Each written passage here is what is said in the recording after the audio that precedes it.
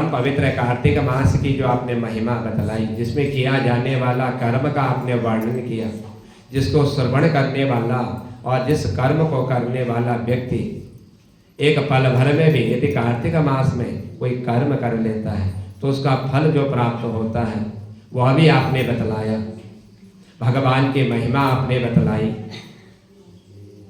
ये जो परम पवित्र कार्तिक मास है, इस कार्तिक मास में इसका महत्व है और तुलसी का जो विशेष महत्व है, जिस तुलसी के द्वारा मनुष्य को जो है मोक्ष प्राप्त हो जाता है, जिस तुलसी के द्वारा मनुष्य के पितृ जो है नरक से जिनका उद्धार हो जाता है, तो उस तुलसी की महिमा इस कार्तिक मास में जो भगवान को अत्यंत प्रिय लगने वाली है। सो सूजी महाराज आपके मुखार बिंद से हम समस्त ऋषि मुनि यह श्रवण करना चाहते हैं, सो कृपया करके आज हमको यह बतलाने की कृपा कीजिए।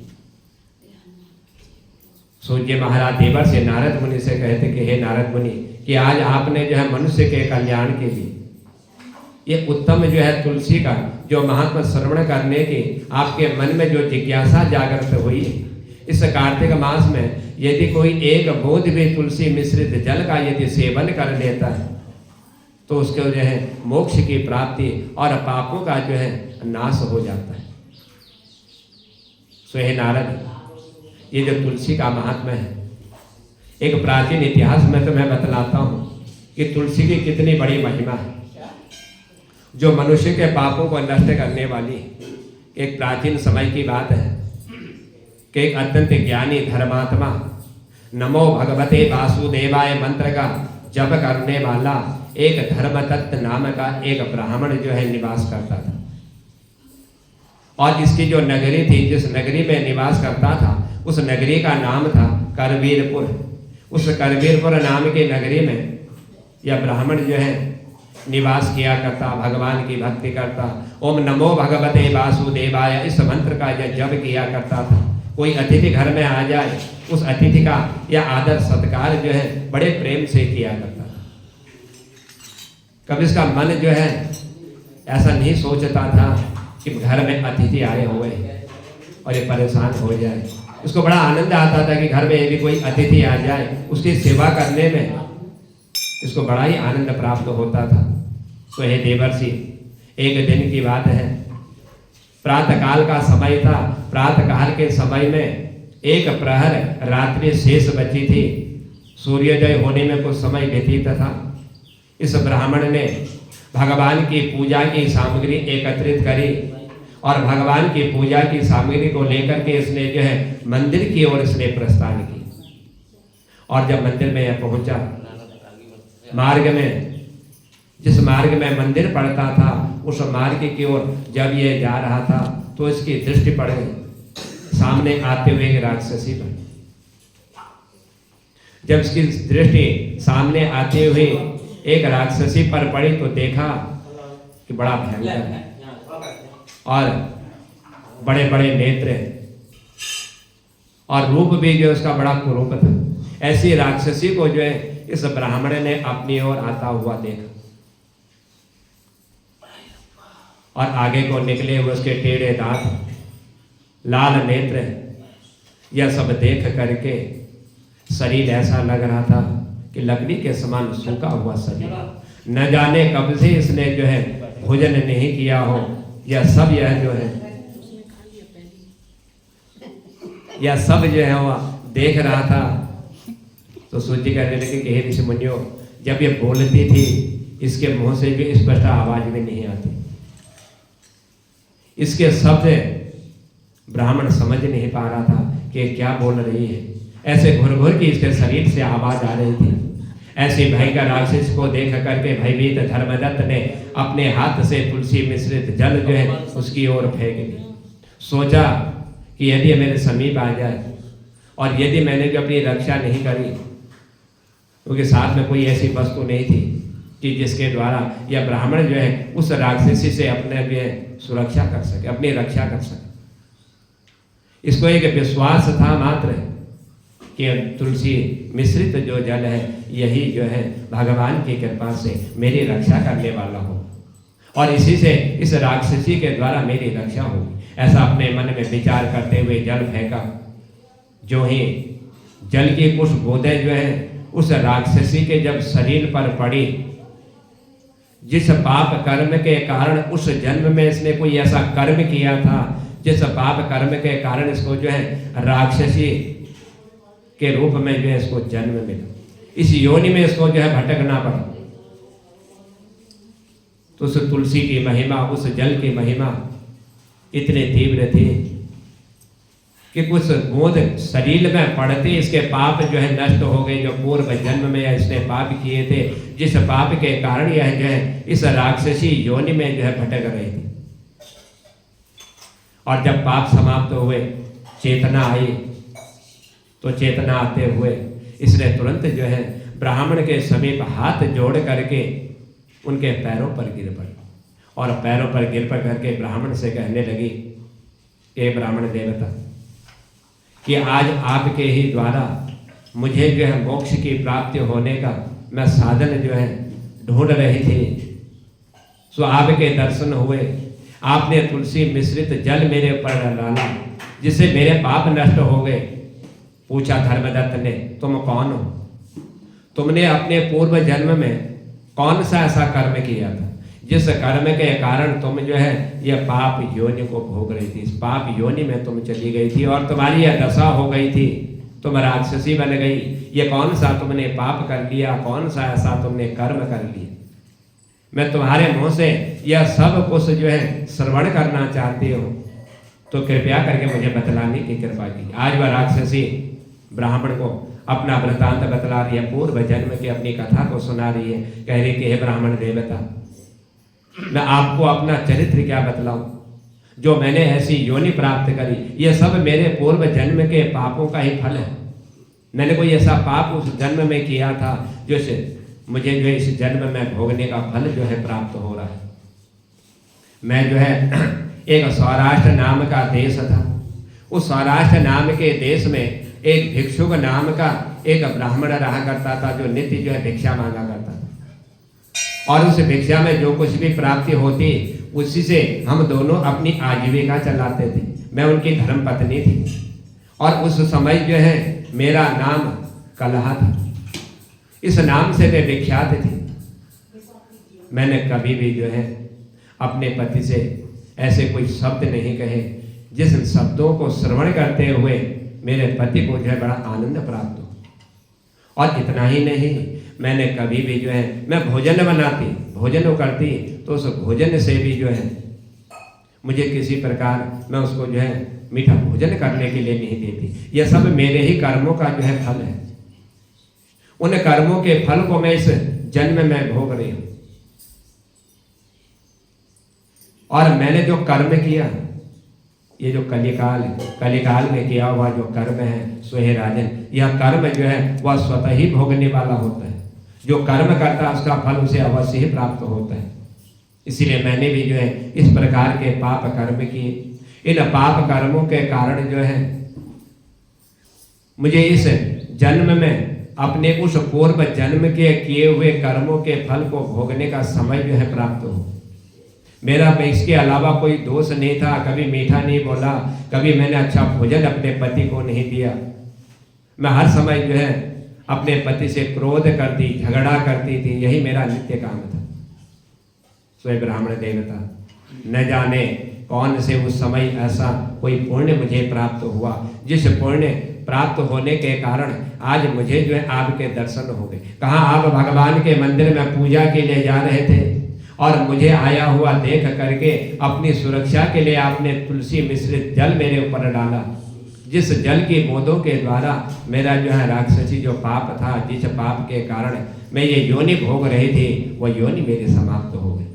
सो हे ब्राह्मण देवता, जो तुमने भगवान की भक्ति करी, भगवान का जो तुमने स्मरण किया, ओम नमो भगवते वासुदेवाय, नित्य प्रीति इस मंत्र का तुम जो जप करते थे, उस मंत्र की महिमा के ही द्वारा तुम जो है आज मेरे हाथों से सुरक्षित बचे।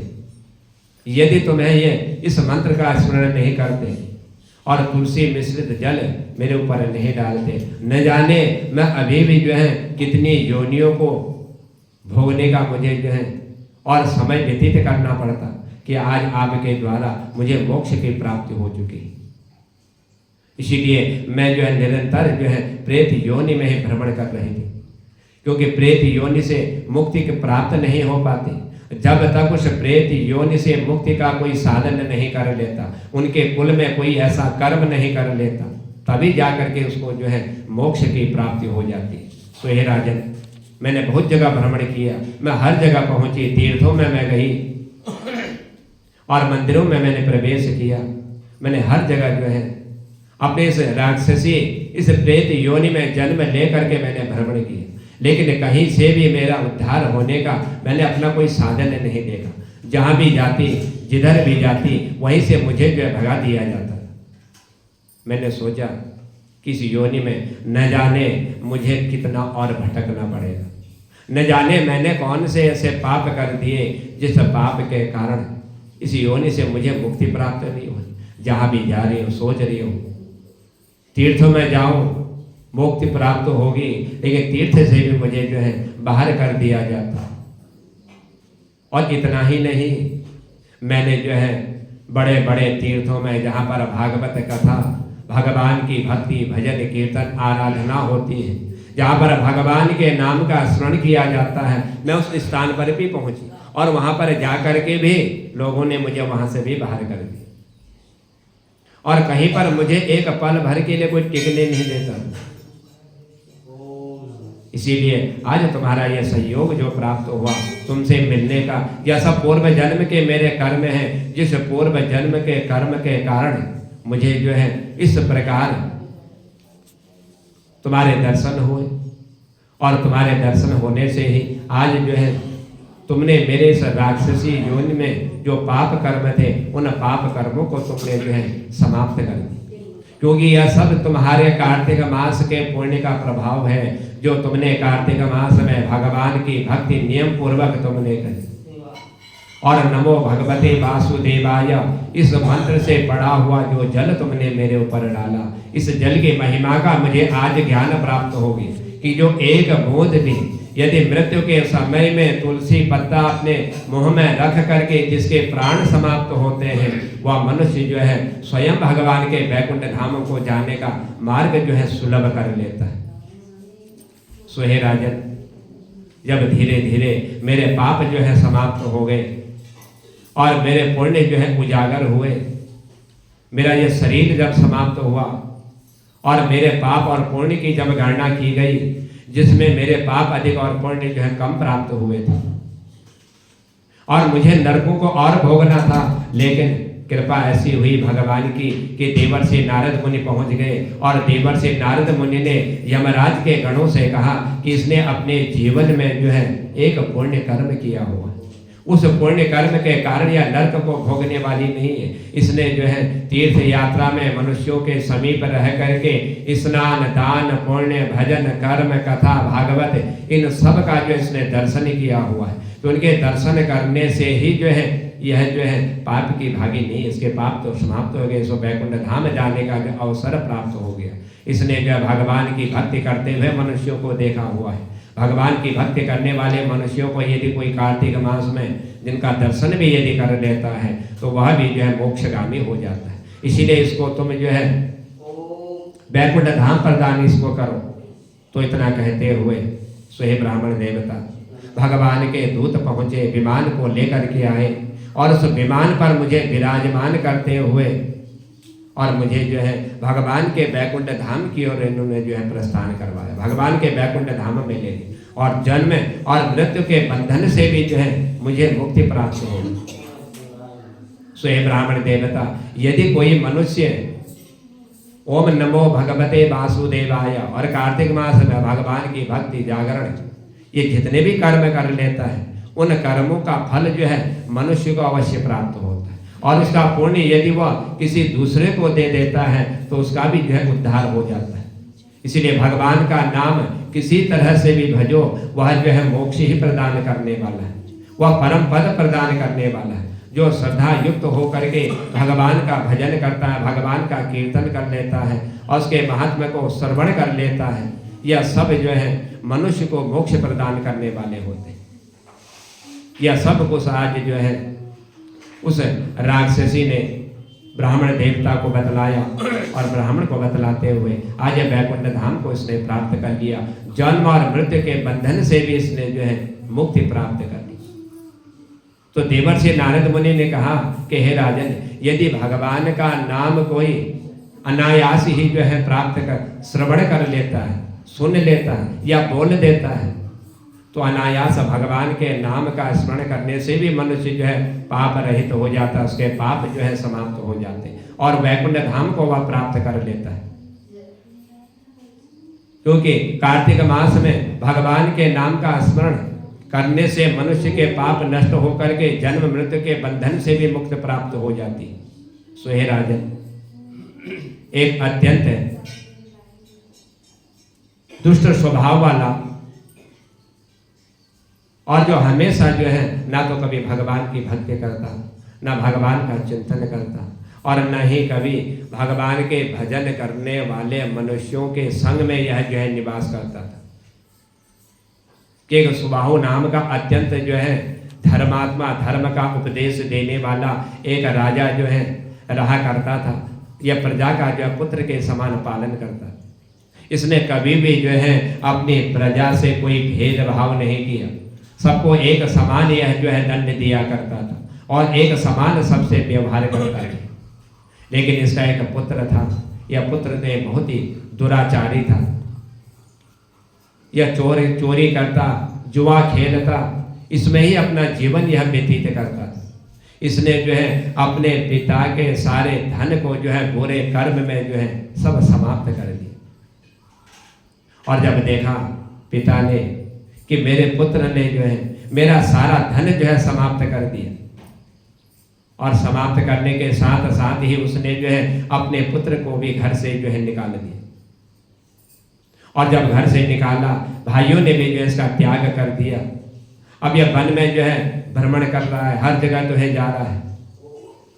सो हे राजन, इसकी इतनी प्रवृत्ति खराब हो चुकी थी, इतने पाप कर्म इसने कर लिए थे कि एक समय जो है जब यह घर से निकल रहा था, मार्ग में जा रहा था, तो कुछ मार्ग में बच्चे जो है कुछ खेल रहे थे, उनके समीप जा करके इसने भी जो है गेंद से खेलना जब प्रारंभ किया तो अचानक वह गेंद जो है इसके द्वारा एक रानी के महल में पहुंच गई। और जब वह गेंद रानी के महल में जा करके गिरी तो उस गेंद को लेने के लिए जब यह महल में पहुंचा और देखा, रानी ने इसको देखते ही यह जो है मोहित हो गया और ये दोनों जो हैं आज कामांत होकर के भोग विलास में इन्होंने अपना जीवन व्यतीत कर दिया। सो हे राजन, तब राजा को इस बात का पता चला तो उसने जो है अपने मन में विचार किया कि इसने इतना पाप कर्म कर दिया, अब इसको जो इसका दंड अवश्य देना चाहिए। और बिना दंड दिए हुए इसकी बुद्धि जो है ठीक नहीं होगी और तभी जो है इसको थोड़ा बहुत कुछ मालूम होगा, ज्ञान होगा कि मैंने कौन सा कर्म किया था और किस कर्म के कारण आज मेरे पिता ने मुझे जो है यह दंड दिया हुआ है।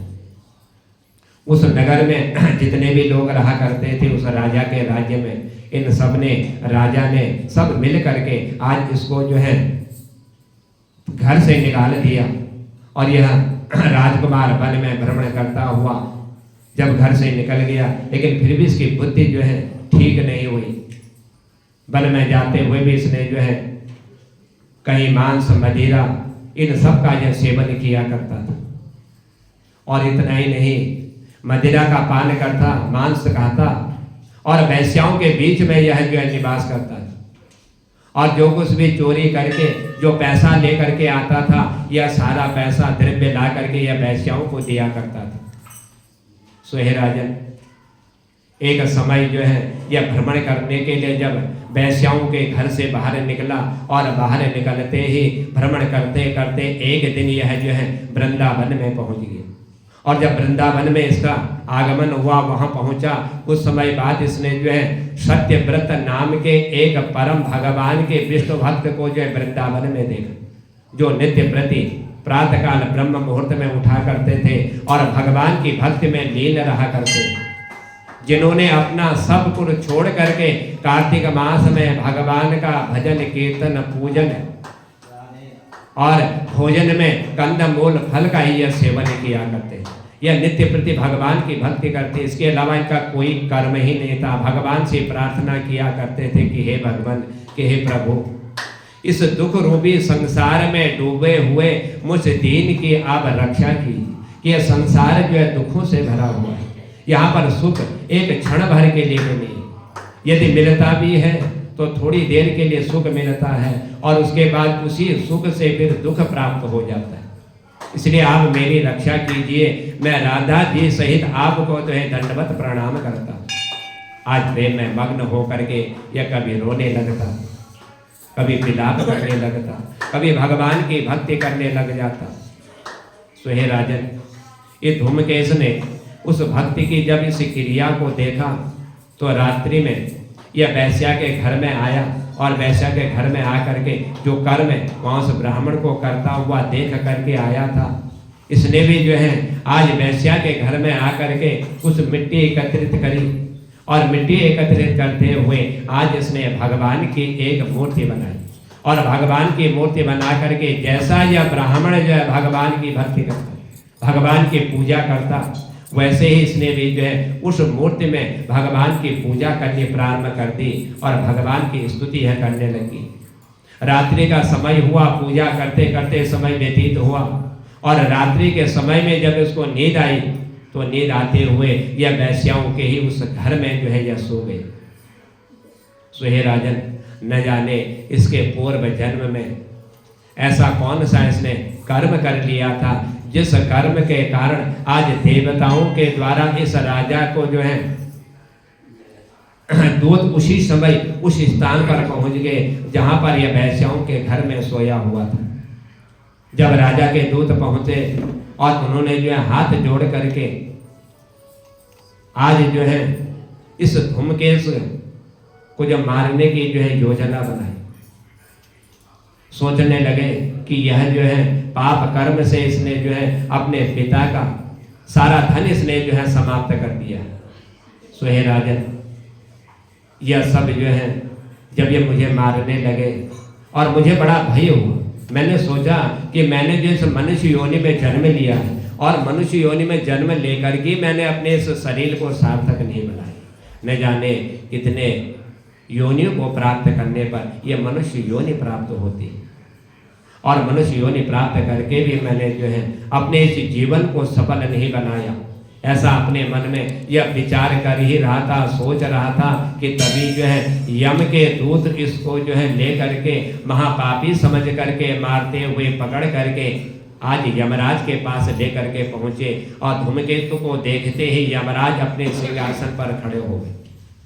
जीवन भर पाप किया था लेकिन एकमात्र ब्राह्मण को वृंदावन में भगवान की भक्ति करता हुआ देख करके वैश्याओं के घर में मूर्ति बना करके उसकी पूजा करने के फल के ही कारण आज यमराज को भी इसके सामने जो खड़ा होना पड़ा। हाथ जोड़ दिए यमराज ने, इसके जो है पैर धुलवाए और पैर धुलवा करके इसका मान सम्मान किया, इसका आदर सत्कार किया। कार्तिक मास के महीने में इसने भगवान की एक मिट्टी से मूर्ति बनाई थी और उस मूर्ति में इसने जो है भगवान की पूजा करी थी। जैसा उस वृंदावन धाम में जाकर के इसने ब्राह्मण को देखा था, वह तो श्रद्धा भाव से कर रहा था, लेकिन इसने जो है एक मनोविनोद के कारण, हंसी के कारण कि ब्राह्मण ने भगवान की मूर्ति की पूजा करी तो मैं भी मूर्ति बनाऊं,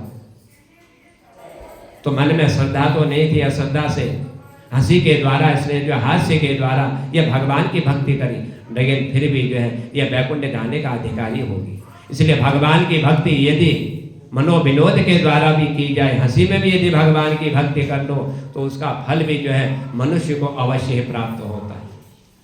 आज यमराज धूम्रकेतु से कहने लगे कि भगवान की भक्ति जो है 9 प्रकार की होती।